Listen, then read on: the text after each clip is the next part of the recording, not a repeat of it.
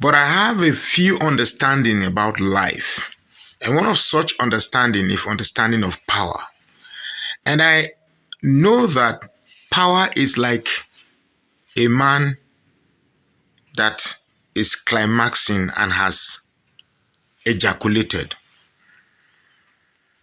And after ejaculating, most men will feel, so what? But power is like a state of being when you want to get that feeling of ejaculation.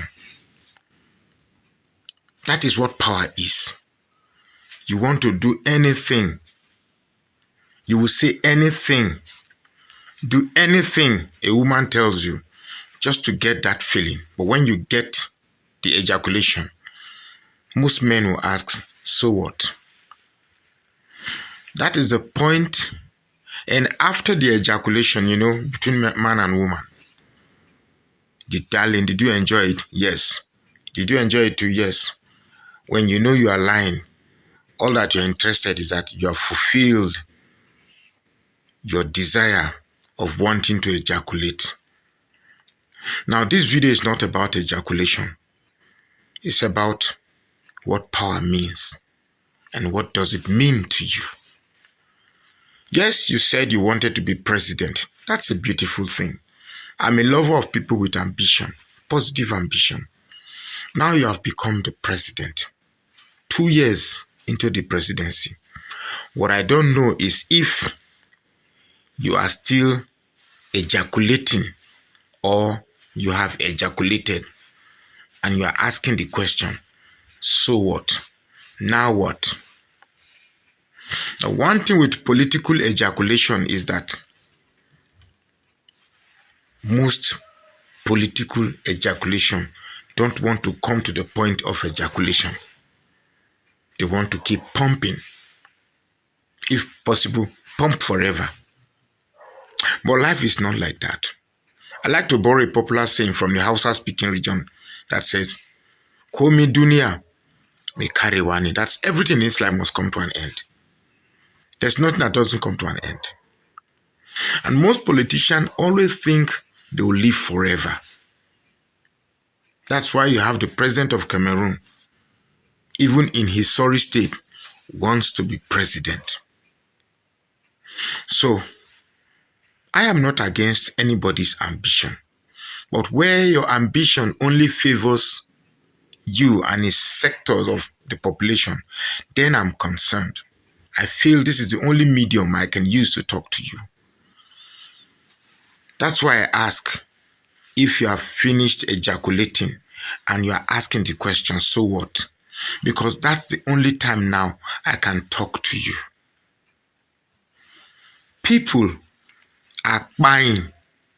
Maybe you don't know what is buying, but perhaps you will know what it means to be unalive. People are unaliving. People are losing their lives. I don't know if Nigeria, we are so populous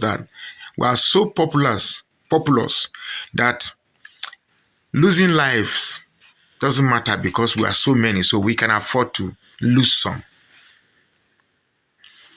I don't know if because food is not a problem to you, maybe you do not understand that people are suffering and are finding it difficult to feed. I don't know if you understand that our universities and polytechnics are graduating thousands of graduates without places to employ them or an enabling environment for these graduates to even employ themselves. The consequences of this growing population without places to employ them is crime. The wave of crime will increase. Now, more importantly, that Nigerians are enduring the hardship of hunger. It is even more ridiculous that life expectancy has drastically reduced because of raging or marauding headsmen and terrorists. When you said you wanted to be president, is it that you didn't have these challenges in mind and an approach that will ameliorate these challenges? Because the issue of terrorism, hunger, didn't start with you. It only worsened with you.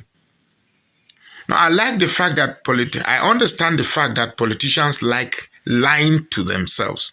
And for some weird reasons, they believe these lies they tell themselves. Now, you will tell yourself that the economy has become better than it is before. It's a lie. Life security has been better than before. It's a lie.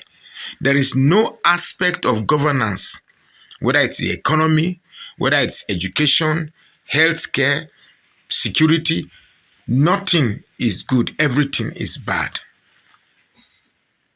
Now, I am not in a position to call you names. Like a copper said that you are a terrible president. That is, one cannot gainsay that. This is by far the worst experience of any governance that I've experienced, approaching 60 years. So I ask, have you finished ejaculating to the point you're asking the question, so what? We cannot continue to exchange our sufferings for your political ambition. You have 2 more years for your first tenure.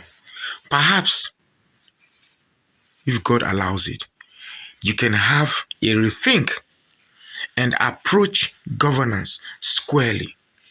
Most leaders before you have failed because, to me, most African leaders are mere tribal champions and not national champions. The idea that people of a certain ethnic locations are more suitable to head certain parastatals at the expense of more qualified people who may not be from your ethnic geopolitical area is one of the banes that has trashed Africa to where it is today. There's a young man in Burkina Faso that is doing so well. Why? Because he has put the country first, not his tribal enclaves, not his religious belief, but the country first. I tell you, people are suffering. People are suffering. Nobody is coming after you like your son said, Sheyi. They keep coming after my father. Nobody's coming after you. And certainly not, you are not the greatest president that has ever ruled this country. I don't want to qualify your leadership. Just do what is right. That is the least every Nigerian can ask of you. Do what is